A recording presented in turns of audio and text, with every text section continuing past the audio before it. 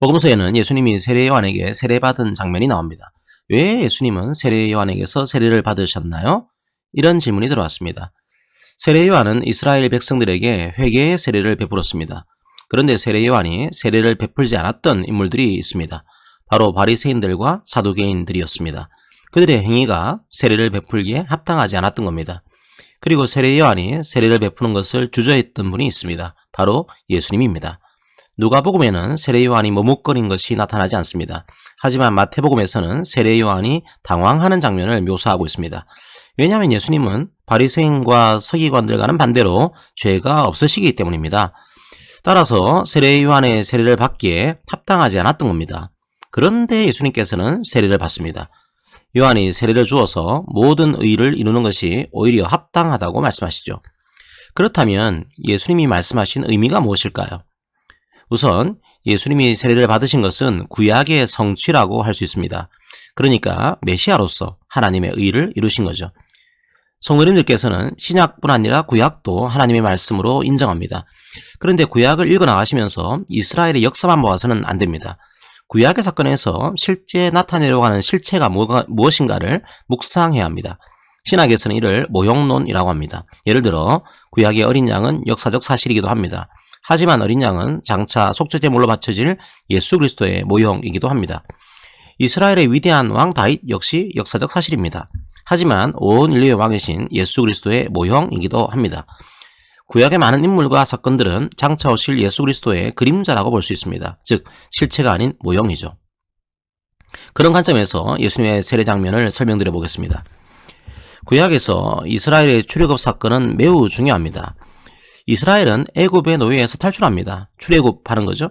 그리고 홍해를 건너서 구원을 받습니다. 그리고 이후에는 바벨론의 통치에서 벗어나서 광야를 건너서 구원을 받습니다. 이런 전쟁과 구원의 패턴은 신약으로 이어집니다. 바울은 이스라엘이 홍해를 건너서 구원을 받은 것을 예수님이 구원하신 모형으로 사용합니다. 예수님이 구원하신 것이 실체인 거죠.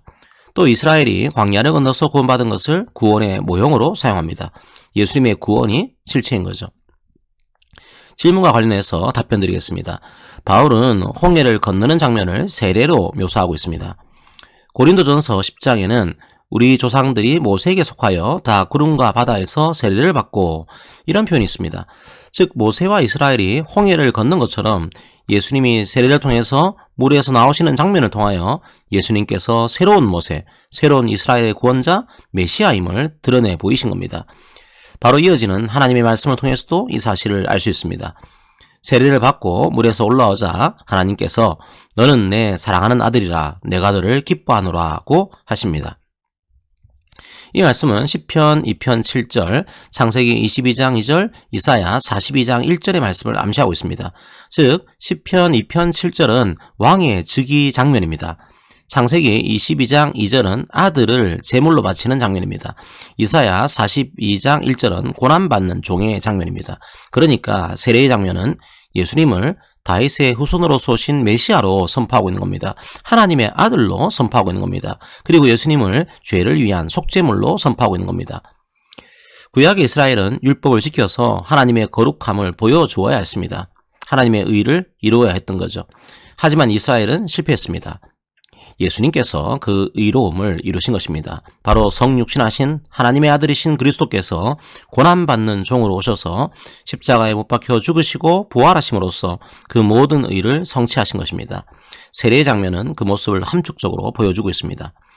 또 세례 장면은 삼위일체 하나님이 동시에 드러난 장면이기도 합니다. 그리고 예수님이 백성들을 대신해서 예수님 자신이 이스라엘로서 세례를 받으신 것이기도 합니다. 또 하늘에서 내려오는 비둘기는 유대인의 전통에서는 새로운 공동체를 뜻하기도 했습니다. 즉 예수님으로부터 이제 새로운 공동체가 시작되는 것입니다.